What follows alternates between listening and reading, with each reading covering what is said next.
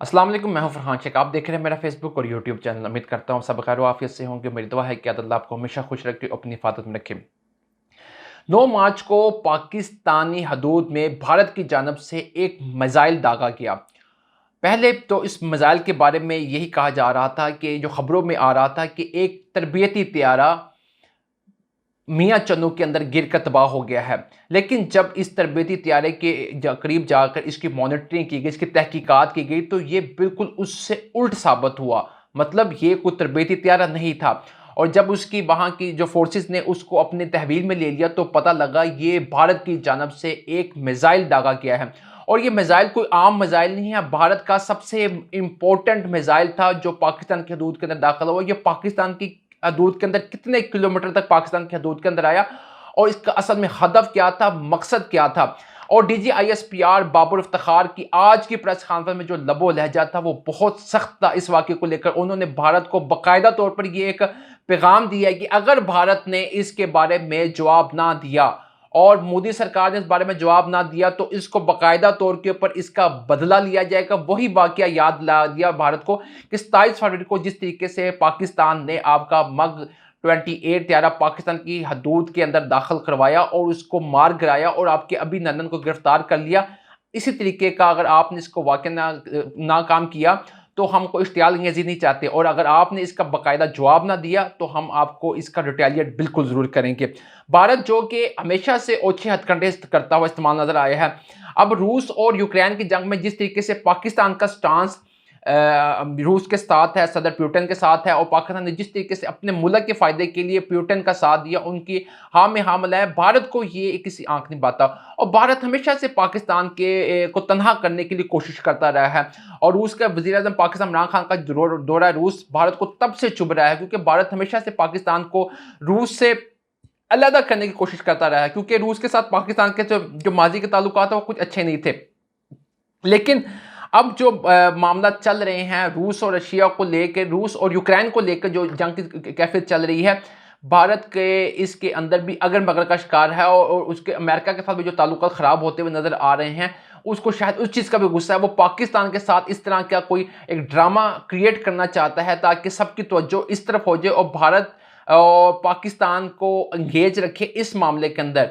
अब ये मामला क्या है, इसकी अंदर तहकीकात क्या होने वाली हैं, और DGISPR का आज की जो तकरीर का लबो लहजा था वो भी बड़ा एक था। और उसके ऊपर एयर मार्शल तारिक ज़ियान ने भी इसकी तमाम डिटेल्स सामने रख दी हैं और भारत को अब इस चीज़ का जवाब बिल्कुल देना पड़ेगा। ये सब तफसीलात मैं अभी आपके साथ वीडियो में आगे चल के शेयर करने वाला हूँ, इस सुपरसोनिक मिसाइल के बारे में, और ये पाकिस्तान के हदूद में कितना अंदर आया, ये मामला क्या है और इसका सारी तहकीकात क्या चल रही हैं अब तक। तो यहाँ पर मेरी आपसे दरख्वास्त है कि अगर चैनल को सब्सक्राइब नहीं किया तो इसको सब्सक्राइब कर ले ताकि हर नई आने वाली वीडियो आप तक बासानी पहुँच सके। नाज़रीन किराम, 9 मार्च को शाम 6:43 के पर एक वाकया पेश आया। एक सुपरसोनिक मिसाइल जिसको अब तक बारे में जो एक खबरें आ रही हैं वो कहा जा रहा है कि सुपरसोनिक मिसाइल भारत की हदूद के अंदर से पाकिस्तान में दाखिल हुआ। ये पहले तकरीबन 104 किलोमीटर भारत की हदूद में ये उड़ा। उसके बाद तकरीबन 124 किलोमीटर ये पाकिस्तान की हदूद के अंदर दाखिल हुआ और फिर से टर्न लिया 33 किलोमीटर। तो तकरीबन ये पाकिस्तान के अंदर जो इसका दुरानिया था, वक़्त था, वो तकरीबन 3 मिनट चंद सेकंड ये पाकिस्तान के अंदर मौजूद रहा। लेकिन जब ये दाखिल हुआ पाकिस्तान के हदूद के अंदर तो पाकिस्तान की जो एयरफोर्स के एयर डिफेंस ऑपरेशन सेंटर ने पहले तो इसकी तेज़ रफ्तार जो चीज़ भारत से पाकिस्तान के अंदर दाखिल हुई उसकी मॉनिटरिंग की कि ये चीज़ है क्या। लेकिन जब उसके बाद इब्तदाई रिपोर्ट के बाद जब उन्होंने देखा कि दाखिल हुई है तो उन्होंने इसको क्विक रिस्पॉन्स के तहत इसको टारगेट किया और इसको मार गिराया। ये हालांकि इसमें अभी तक कोई जानी कोई माली नुकसान नहीं हुआ, ना ही इस चीज़ का जो हदफ था किसी चीज़ को टारगेट करना था, अभी तक इसने किसी चीज़ को टारगेट नहीं किया और ना ही कोई जानी और माली नुकसान हुआ। अब मामला आगे बढ़ गया। मामला तब ये है कि पहले तो इसके बारे में कहा जा रहा था ये कुछ शायद तरबीती त्यारा गिर कर तबाह हो गया, लेकिन जब इसकी तहकीकात की तो ये मामला बिल्कुल उल्टा नजर आया। ये भारत की जानब से एक सुपरसोनिक मिसाइल था जिसको पाकिस्तानी एयर फोर्स के जो एयर डिफेंस ऑपरेशन सेंटर है उसकी जानब से बिल्कुल टारगेट करके इसको मार गिराया गया। अब ये तकरीबन पाकिस्तान की बाउंड्रीज के अंदर तकरीबन जो ये आज की जो DGISPR की प्रेस कॉन्फ्रेंस में 260 किलोमीटर पाकिस्तान की हदूद के अंदर रहा और उसके बाद तकरीबन इसका जो दुरानिया था 3 मिनट चंद सेकंड में मुझे मौजूद रहा था। असल में ये बाबर इफ्तिखार DGISPR ने कहा है कि भारत के इस्तेमाल जो टेक्नोलॉजी है बिल्कुल नकारा है।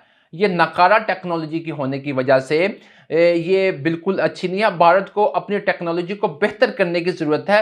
ये DGIS पे बाबर इफ्तिखार ने भारत को उनका आईना दिखा दिया कि ये है आपकी सुपरसोनिक मिसाइल, जिसके बारे में आप कहते हुए नजर आए कि हमारा दफाई निज़ाम बहुत मजबूत है। और रूस से जो हमने S-400 लिए हुए हैं, ये हमने पंजाब की बाउंड्रीज के अंदर, मतलब भारतीय पंजाब की बाउंड्रीज के ऊपर लगा दिए। इससे हम पाकिस्तान की मिसाइल का सामना करेंगे। लेकिन अल्हम्दुलिल्लाह पाकिस्तान के ऊपर, इसको भारत को नहीं पता कि पाकिस्तान के पास सुपरसोनिक मिसाइल का भी बाप मौजूद है। और जिस तरीके से तुमने सुपरसोनिक मिसाइल लॉन्च किया, ये देखने के लिए कि शायद पाकिस्तान के पास इसका कुछ तोड़ होगा कि नहीं होगा, लेकिन अल्हम्दुलिल्लाह हमारा एयर डिफेंस पाकिस्तान का इंडिया से बहुत बेहतर है। और हमने ना सिर्फ इसको मॉनिटर किया बल्कि इसको मार कराया। और अब ये आपके लिए जवाब है कि आपने ये किस मकसद के लिए इस्तेमाल किया गया था। आपके इस खत्ते में कोई इश्तियाल अंगेजी पैदा करने चाहते हैं क्या? पाकिस्तान और भारत के दरमियान कोई इस तरह का एक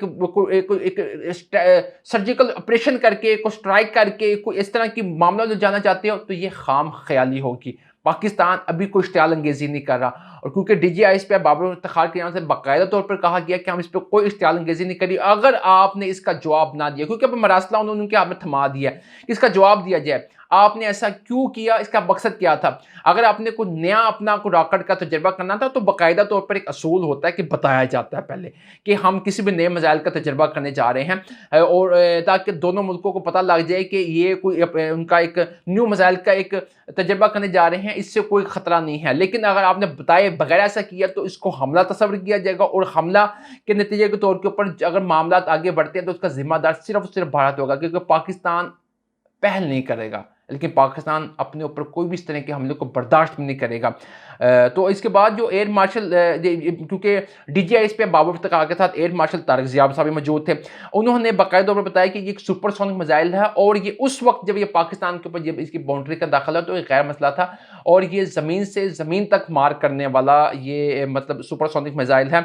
और ये अल्हम्दुलिल्लाह बड़ी कामयाबी है। उन्होंने कहा कि एयर फोर्स की जो इनकी मुकम्मल मॉनिटरिंग की, और उसके बाद इन्होंने उसको टारगेट करके उसको बिल्कुल उसके चंद सेकंड के अंदर ही इसको टारगेट किया, इसको पकड़ा और इसको पाकिस्तान के अंदर गिरा दिया। क्योंकि अगर दूसरी जानब देखा जाए तो भारत को पाकिस्तान के रूस के साथ बढ़ते हुए ताल्लुकात है किसी सूरत निभा रहे हैं।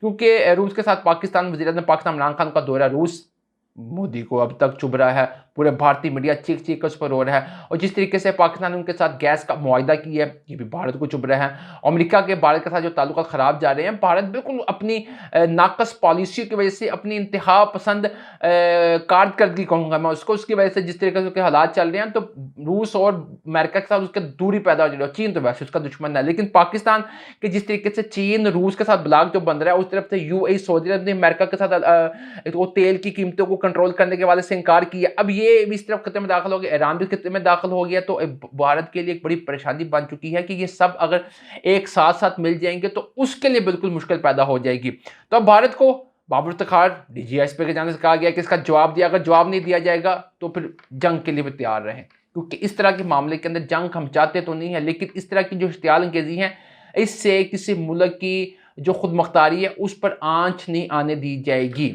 तो भारत को इसका जवाब देना पड़ेगा, और अगर उसकी कोई चालाकी है तो उसके लिए जवाब के लिए भी तैयार है। 27 फरवरी वाला वाक़या बिल्कुल याद रखें। मुझे देकर इजाज़त, अल्लाह ने के बाद।